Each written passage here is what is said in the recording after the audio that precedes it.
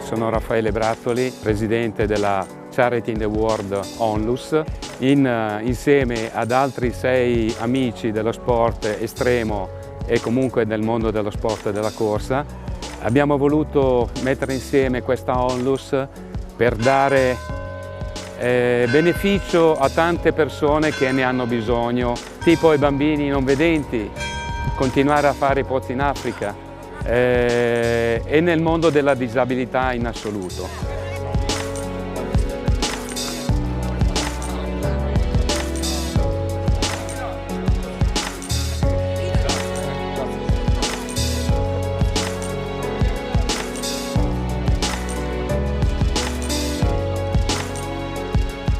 Allora, questo è un pensierino del circolo dei sardi che noi facciamo e diamo agli ospiti che vengono a trovarci, allora terrà il nome loro, e anche dei calendari che abbiamo fatto noi con le foto della Sardegna, così noi sembra che siamo in Sardegna.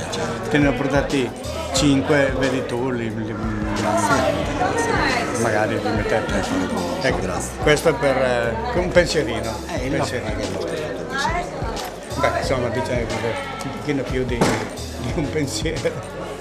È stato un piacere.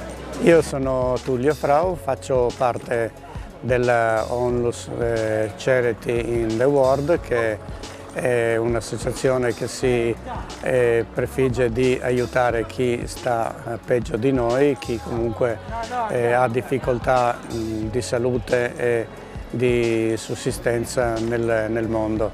Ci troviamo a Noragugume perché da sardo ho pensato di poter essere utile per i miei corregionali.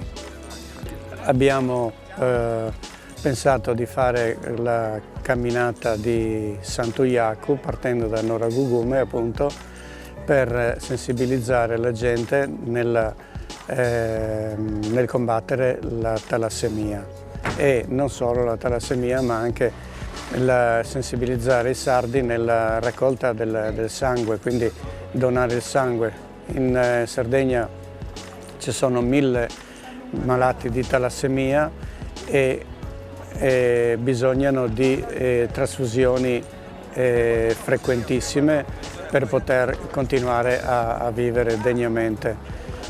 Il sangue che viene raccolto in Sardegna non basta e bisogna importarne da fuori, quindi farei un appello a tutti i sardi di sana e robusta costituzione di donare il proprio sangue almeno una volta all'anno.